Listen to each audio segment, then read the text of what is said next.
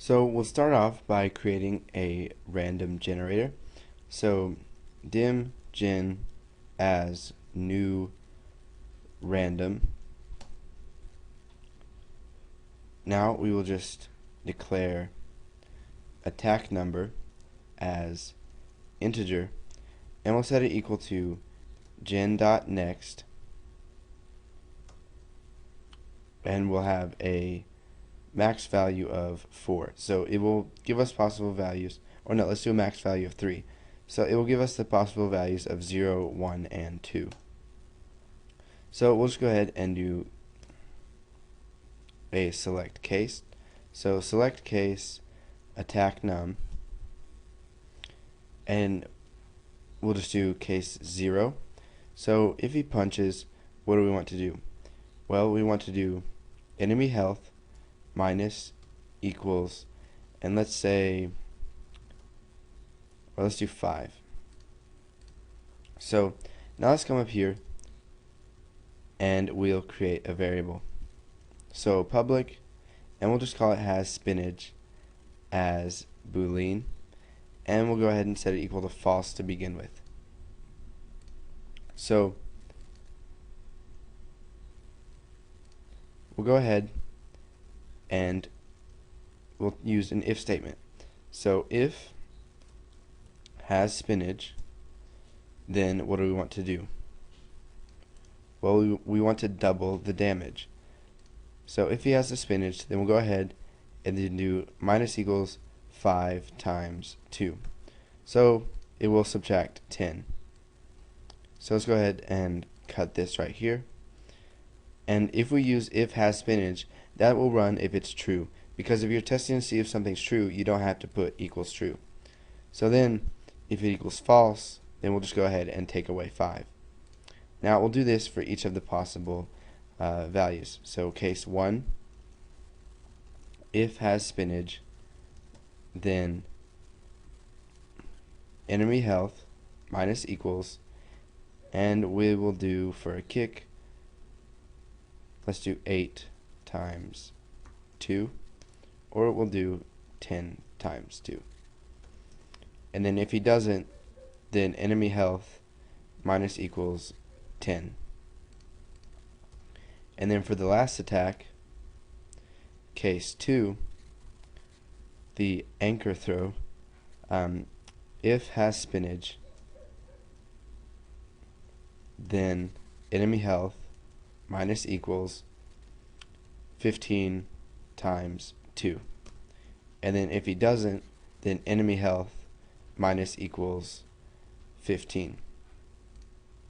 Now, in order for us to be able to get that enemy health and set it, we're going to have to come over to our enemy class, which all of our other enemies inherit from, and we're going to have to make health a read and write property. So under our get and inget, we will do type set, and it will fill by val value as integer. And what we want to do is type int health equals value. So now they can set the health of the enemy, and we can use that inside of this attack. So let's go ahead. We'll come over here to our form1.vb design, and let's just shrink the attack button down a little bit. So we'll make it say that big, and let's come over here to our toolbox, and we'll add a radio button.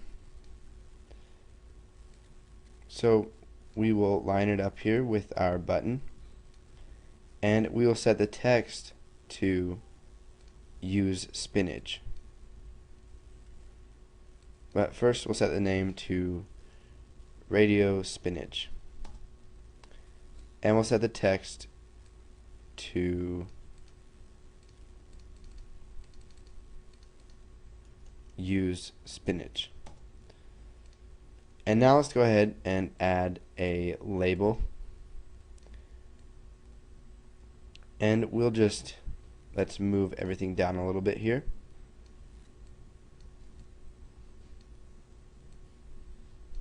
So we'll set the name to label spinach left, and we will set the text to spinach left and then 3.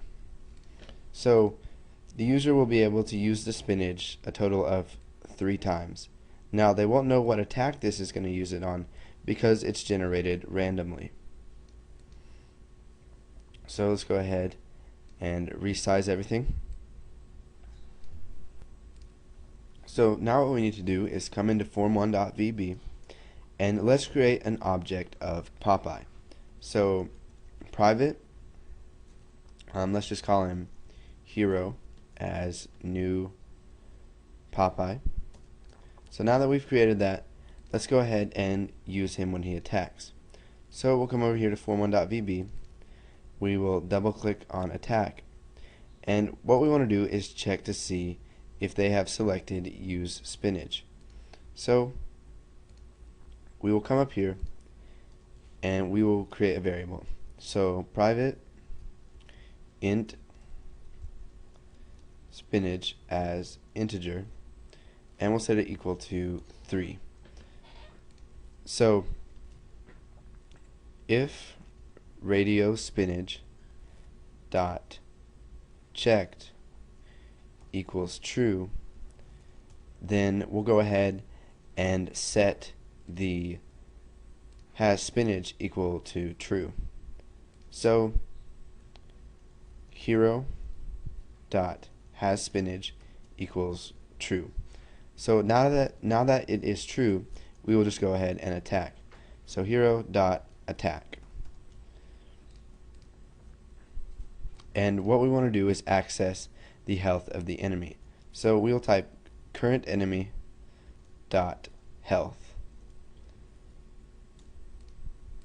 So after he attacks, what we want to do is set has spinach back to false.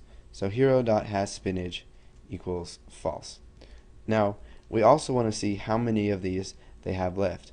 So if this checked equals true, and if int spinach is greater than 0, so int spinach is greater than 0, then we will set that equal to true, and then int spinach minus equals 1. So we just take 1 away from it.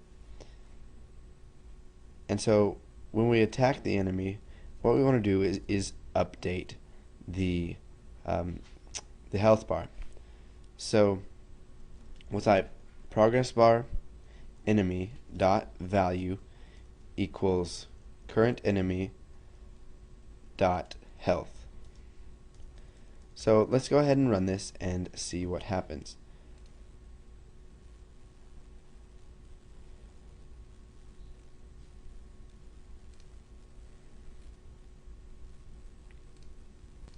Okay, so you can see that it spawned the enemy and it has full health, and what we need to do is set the full health bar when the form1 loads. But for now we'll just ignore that. So if we check use spinach and click attack, you can see that it takes some health off the enemy, and we can attack again and again until the enemy is dead. And then what we can do is check to see if the enemy has no values left in the progress bar, and then we will show a message box saying that you have won. So we'll go ahead and stop this. And so go ahead and put this code in if you already haven't, if you haven't already, I mean. And once you do that, go ahead and move on to the next tutorial where we will be working more on this game.